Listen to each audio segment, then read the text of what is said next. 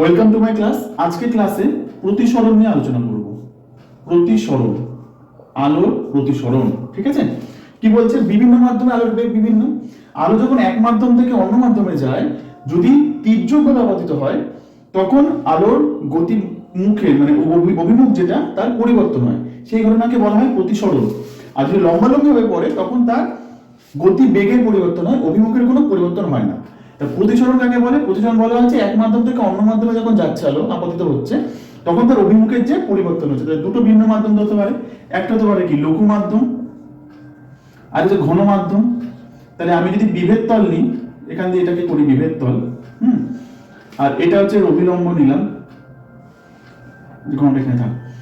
আলোক রশ্মি কি হয়? তির্যক ভাবে যদি এইভাবে আপতিত হয়, এটা লঘু মাধ্যম, এটা ঘন মাধ্যম।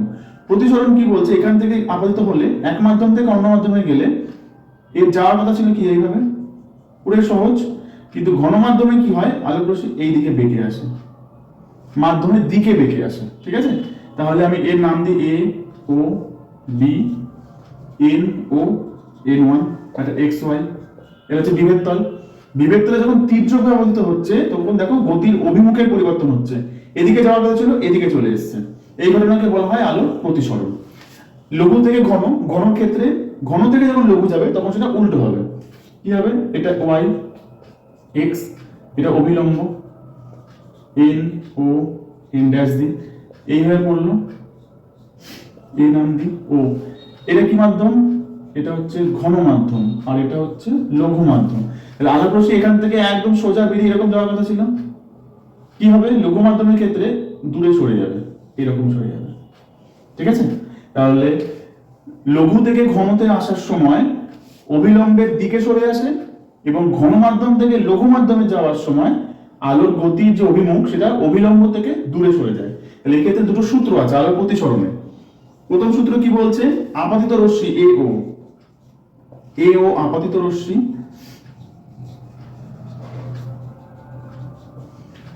ও বি, এটা বি, এটা অন্য নাম, এটা অন্য নাম দিয়ে দিই।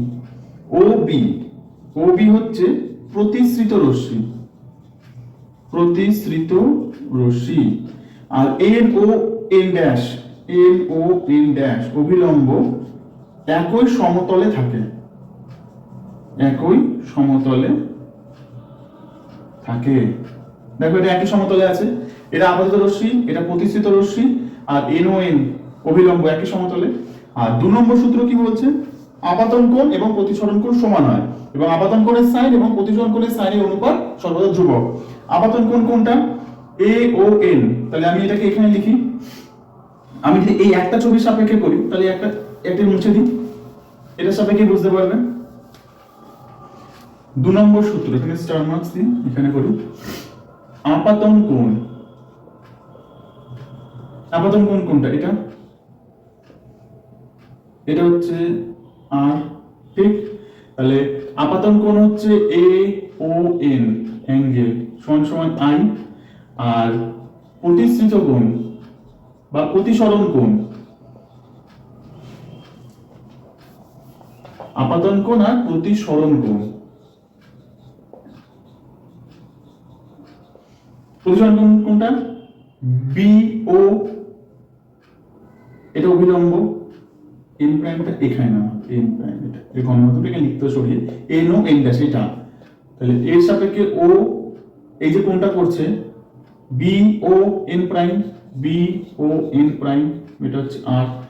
বলছে আপাতন কোণের সাইন নিলাম, প্রতিসরণ কোণের সাইনের অনুপাত, এটা হচ্ছে মিউ, এটা হচ্ছে কনস্ট্যান্ট বা ধ্রুবক। এই সূত্রটাকে স্নেলের সূত্র বলা হয়, স্নেলের সূত্র।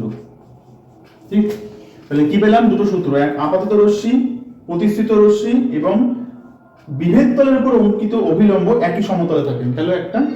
2 নম্বর বলছে আপাতন কোণ এবং প্রতিসরণ কোণ, আপাতন কোণের সাইন এবং প্রতিসরণ কোণের সাইনের অনুপাত মিউ, এটা ধ্রুবক কনস্ট্যান্ট, এটাকে বলা হয় স্নেলের সূত্র।